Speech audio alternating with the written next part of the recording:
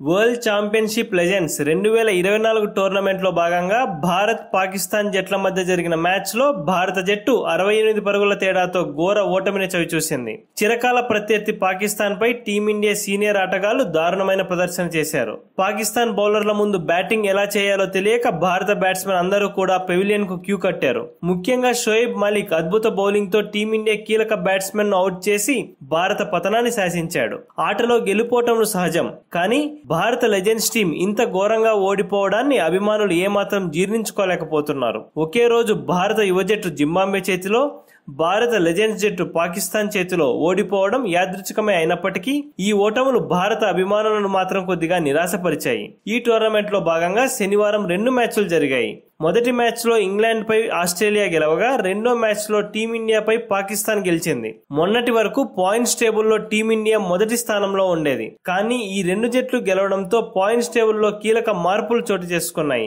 పాక్ పై ఓటమితో team India points టేబుల్లో ప్రస్తుతం 3వ స్థానానికి పడిపోయింది. అలానే నెట్ రన్ రేట్ కూడా నెగటివ్ లోకి వెళ్లిపోయింది. అదే సమయంలో పాకిస్తాన్ జట్టు ఈ టోర్నమెంట్ లో ఆడిన 3 మ్యాచ్ల్లో కూడా గెలిచి పాయింట్స్ టేబుల్లో మొదటి స్థానంలో ఉండగా, ఆస్ట్రేలియా జట్టు 3 మ్యాచ్లకు గాను 2 గెలిచి 4 పాయింట్స్ తో పాటు మంచి నెట్ రన్ రేట్ కారణంగా 2వ స్థానంలో కొనసాగుతోంది. ఈ మ్యాచ్ హైలైట్స్ విషయానికి వస్తే, టాస్ గెలిచిన భారత జట్టు మొదట బౌలింగ్ చేయాలని డిసైడ్ అయింది. కానీ టాస్ గెలిచిన ఆనందం భారత జట్టుకు ఎక్కువసేపు నిలవలేదు.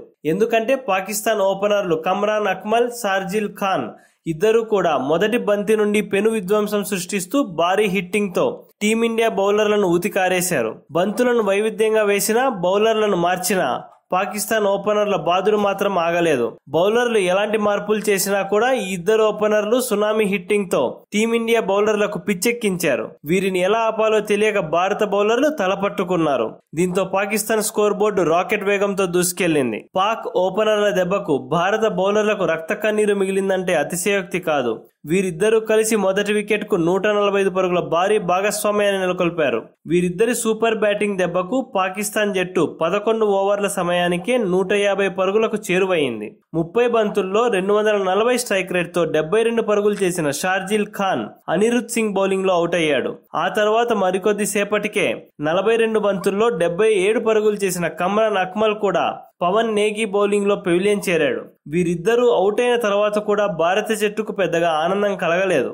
ఎందుకంటే ఆ తర్వాత వచ్చిన మక్సూద్ 26 బంతుల్లో 196 స్ట్రైక్ రేట్ తో 51 పరుగులు చేశాడు. ఇక షోయబ్ మాలిక్ 18 బంతుల్లో 25 పరుగులు చేసి అతడికి అండగా నిలిచాడు.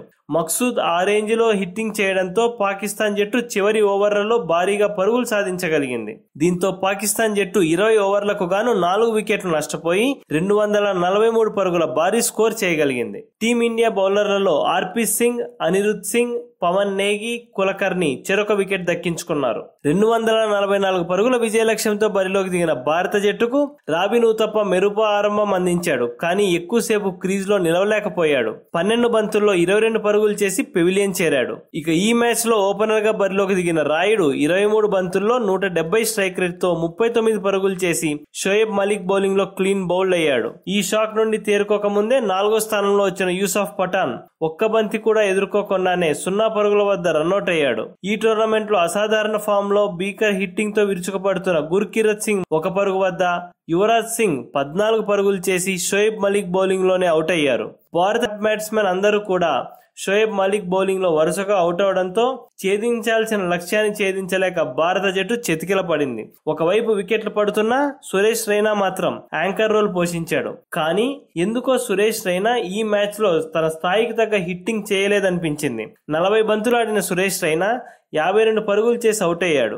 ఈ మ్యాచ్ లో భారత జట్టు 20 ఓవర్లకు గాను 9 వికెట్లు నష్టపోయి 175 పరుగులు చేసి 68 పరుగుల తేడాతో ఓటమి పాలైంది. పాకిస్తాన్ బౌలర్లలో షోయబ్ మాలిక్, వహాబ్ రియాజ్ చెరొక 3 వికెట్లు పడగొట్టగా, షుహైల్ తన్వీర్, సోహైల్ ఖాన్ ఒక్కో వికెట్ దక్కించుకున్నారు.